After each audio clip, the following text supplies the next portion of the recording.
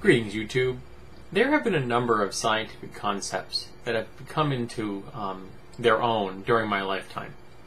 One is the study of plate tectonics.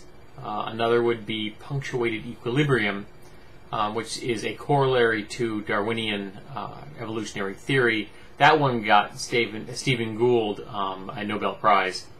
And another is the Gaia theory by J.E. Lovelock. Now, all of these theories that I've just mentioned have become popular within my lifetime, and all of them surprised me to no end when I discovered that they came into prominence in my lifetime, because they all seemed really obvious. Plate tectonics, you take a look at the globe. Any 3-year-old will tell you that the continents used to be next to each other. And so finding a mechanism that would have separated them seems pretty logical. And yet people fought that for a really long time and were coming up with ideas, like the continents would come up like this and they would wear back down again, and as opposed to the fact that they moved around the planet because there was subduction, where parts of the planet goes under the others, and rifts forming as they separate. And punctuated equilibrium is basically the idea that when there is no evolutionary pressure, there is no evolution. So things just kind of go like this. Then you put pressure on, and all of a sudden things start to happen. If you read Darwin's original The Origin of Species, I consider it implied in his work. It's not detailed, I freely admit this, but it's a concept that I feel that Darwin understood and that he was making references to it. So I never quite grasped why it was considered a revolutionary idea. Though I'm glad that there are people who went and hammered out all the details and showed it was a realistic point of view. That was cool. And the same thing is with the concept of Gaia. The fact that the Earth is a living organism with the biosphere, the animals and the plants, helping to modify and help control the planet's habitability. We affect its atmosphere, water salinity, things like that. Now this idea, to me, is so easy to approach because I'm an animist.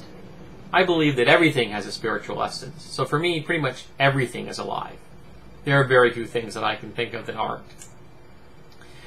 And the idea that it took a long time, into the 70s, for someone to really sit down and write this out and then present it to the world, and have the world not necessarily jump on board, still surprises me. Now, the book is not big. It's not a difficult read. It's not a big read. My wife actually wants to take a look at this. And it pretty much affirms everything I had an opinion about the Gaia theory beforehand, which is nice. I guess I had a really good idea of what the Gaia theory was, and this reading the original document just affirmed that. The author, however, he had a bit of an agenda in points, and I'm sure that one of my viewers who thinks I have a biased agenda will probably smile at that, because, well, I do.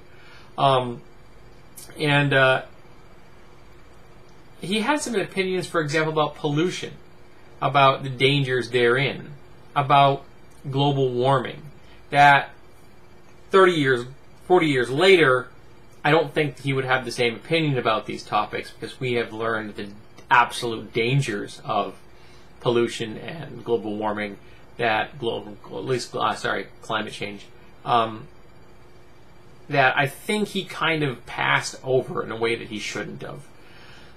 I also think it would have been interesting if he had known about the thermal vents at the bottom of the ocean, because they weren't really commonly known about at the time this book was written. In fact, they were part of this. They were part of the overall plate tectonic study, because while studying plate tectonics at the bottom of the ocean, people found the thermal vents. and found life forms that are based on chemosynthesis as opposed to photosynthesis, based on chemistry, pure and simple, without light at all, and may well have been the nexus of life on the surface. Researchers I don't think, have had a firm grasp yet which came first. Did it evolve on the surface and go down, or did it evolve on the bottom and come up? No one knows yet. But either direction is still fascinating.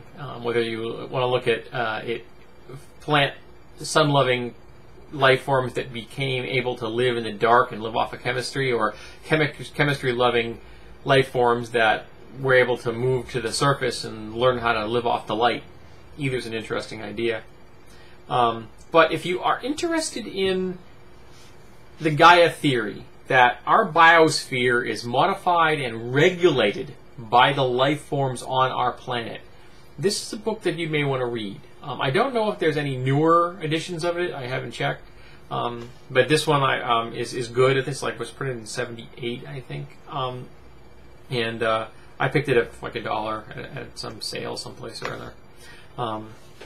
But it's definitely worth a read. Like I said, it didn't take me long. It took like 4 or 5 days, I think, to read this while I was at work.